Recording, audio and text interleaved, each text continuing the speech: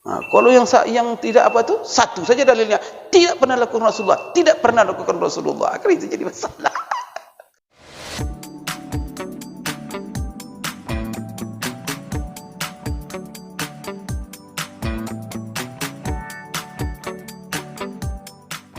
Khilaf itu maksudnya apa? Berbeda ulama, yang satu mengatakan bid'ah, satu mengatakan tidak bid'ah. Contoh Maulid Nabi. Heran saya Bapak Ibu, dibahas-bahas juga oleh orang-orang yang tidak berakal itu. Bid'ah, dia tidak tahu bahwa yang membolehkan Maulid Nabi itu ulama-ulama besar. Bukan fatwa orang-orang bodoh itu. Bisa dibilang, seharusnya kan dia menjelaskan siapa yang mengatakan bid'ah, siapa ulama yang mengatakan itu tidak masalah, ya bahkan ada yang mengatakan mustahab, ada yang mengatakan sunnah, kemudian ada lagi ulama yang memberikan syarat kan seharusnya kan dibilang begitu. Jangan diambil satu sudah itu serang, nanti yang di sini nyerang pula. Bahkan Maulid Nabi itu sebagian ulama mengatakan seperti di Mesir itu ada namanya Syekh Mutawalli Sya'rawi. Kan hidup di zaman sekarang, dia baru meninggal beberapa tahun yang lalu. Allah yarhamhu. Beliau itu Bapak Ibu melihat kondisi umat zaman sekarang ya, anak-anak muda kita. Banyak anak-anak muda kita yang tidak tahu lagi Rasulullah. Tanya nama Rasulullah, siapa bapaknya, siapa pada tahu dia. Siapa datuknya, siapa istrinya, bagaimana akhlaknya, siapa. Lebih kenal pula mereka Messi daripada Rasulullah. Itu pemuda-pemuda Islam. Coba tanya. Sekarang pergi bapak ke SMA, tanya tentang Rasulullah. Berapa mereka yang tahu? Hal-hal yang mendasar lah tentang Rasulullah. Tidak ada yang tahu. Banyak tidak tahu apa ini. Rukun Islam pun banyak tidak tahu. Rukun Islam. Ada di YouTube itu. Coba nanya rukun Islam anak-anak SMA. So banyak-banyak tidak apal Pak. Itu gimana itu rukun iman? Apalagi dengan Rasulullah Sallallahu Alaihi Wasallam. Tapi lagu-lagu pop, dangdut apal semua itu. Suruh nyanyi kapan saya nyanyi, wah, heran gitu zaman sekarang. Apa katanya? Kalau begini zaman ini, minta ampun saya kepada Allah kalau fatwa saya salah. Wajib hukumnya Maulid Nabi itu katanya. Karena dalam Maulid Nabi itu kita membaca sejarah Rasul, mengenalkan kepada umat. Maulid Nabi itu kan bukan berjoget-joget, bukan nyanyi-nyanyi. Maulid Nabi itu adalah kita memperingatinya memang untuk rasa gembira, memperbaharui kegembiraan kita dengan kehadiran Rasul, supaya ada izzah, bangga orang dengan Rasulullah. Mengulang-ulang kebanggaan kita atas karunia Allah, itu kata ulama yang membolehkan. Setiap tahun, apalagi kegembiraan kita dengan kehadiran Rasulullah Sallallahu Alaihi Wasallam, dan itu pada bulan Rabiul. Maka setiap bulan Rabiul Awal umat Islam memperbaharui kebahagiaan mereka dengan kedatangan Rasulullah, dengan memperingati. Itu dalil mereka itu. Ngapain pula kita? Masing-masing ulama punya. Nah, kalau yang tidak apa tuh, satu saja dalilnya, tidak pernah lakukan Rasulullah, tidak pernah lakukan Rasulullah. Akhirnya itu jadi masalah. Tidak akan pertanyaan, apakah semua tidak lakukan Rasulullah? Tidak boleh. Kemudian ada hadis-hadis dibacakannya, apakah itu maksud hadis itu? Itu jadi masalah. Maka jangan memaksakan. Kalau selama yang berbeda ulama, kecuali yang berbeda orang-orang bodoh, ayalah. Tapi kalau ulama yang berbeda jangan pula, sudah. Yang ikut ini silakan, diam aja. Nah, ikut hati aja lah. Tapi jaga ukhuwah. Tetap berteman, tetap bersaudara. Ini enggak. Sudah dituding-tuding orang bid'ah, sesat, masuk neraka. Setelah itu bangun masjid sendiri lagi, mengelompok sendiri. Yang parahnya asal jumpa bermasamu, wah, seolah-olah dia bukan orang beriman. Astaghfirullahalazim. Tobat orang seperti ini. Suruh tobat dia cepat Pak, sebelum mati. Suruh tobat dia. Astagfirullahaladzim. Itu setan betul yang menggoda dia. Tidak begitu Bapak Ibu para sahabat menghadapi masalah khilafiyah ini. Ingat ya, yang berbeda masa Nabi itu ulama besar yang berbeda.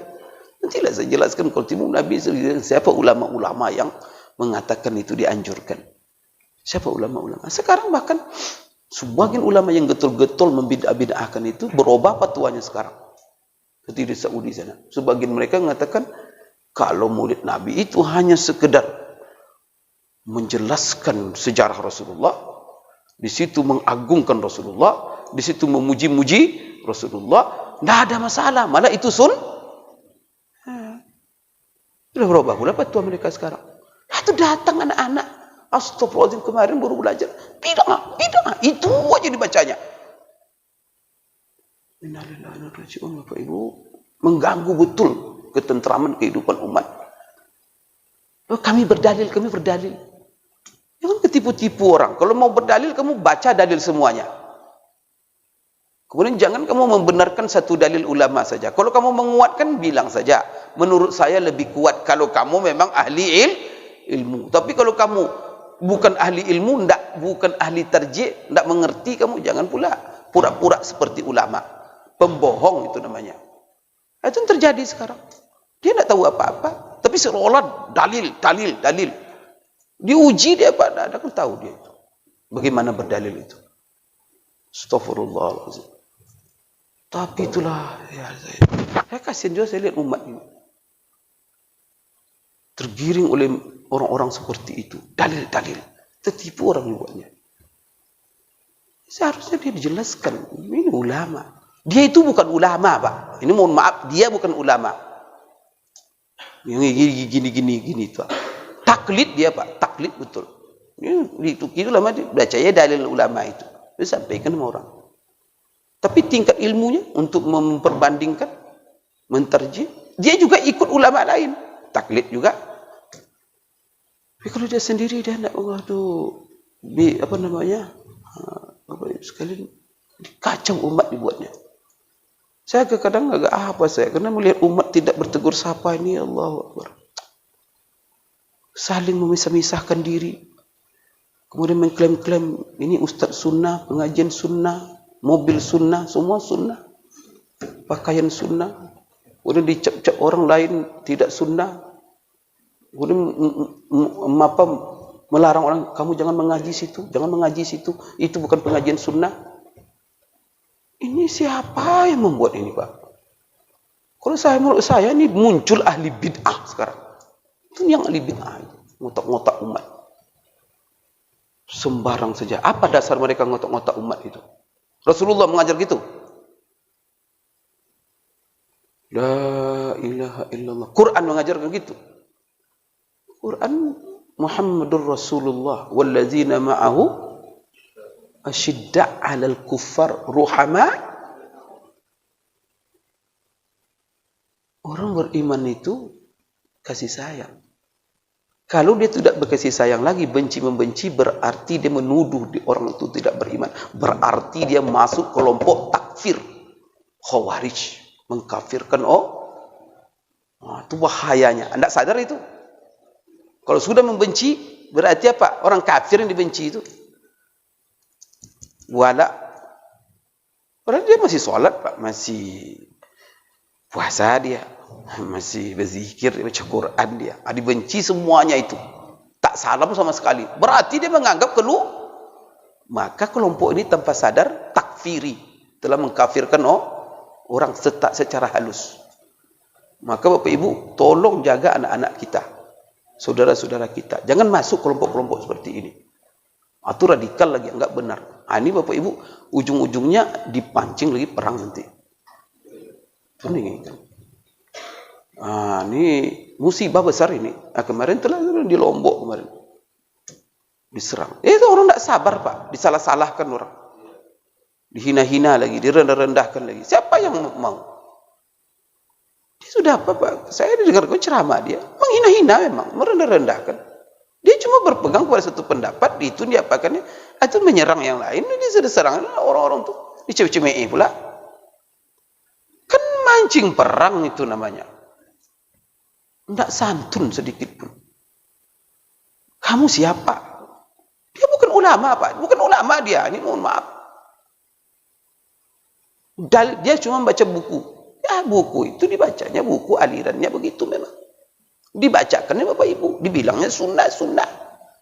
Sunnah menurut ulama itu. Tapi dia bagaimana? Baca yang lain. Kalau selama ulama yang berbeda, sudah. Kita mengikuti yang mana? Silakan, tidak ada masalah. Tapi jangan pula ikut kita. Kalau sudah menyala-nyalakan orang, itu hak ulama itu. Kamu bukan ulama. Jangan kamu bacakan saja. Ini kata ulama, selesai, stop. Kalau ikut-ikut pula kamu nyala-nyalakan, kamu tahu apa? Diuji kamu dulu. Ulama kamu enggak. Ini sekarang Bapak Ibu sekalian musibah. Sehingga ini umat Islam kasihan terkotak-kotak. Seharusnya kita ini dalam tentangan yang begini banyak. Umat Islamnya berbeda silakan. Yang berjenggot tidak berjenggot, yang cingkrang tidak cingkrang, tapi menyatu. Saling bersaudara. Tidak ada yang salah. Bapak Ibu sekalian.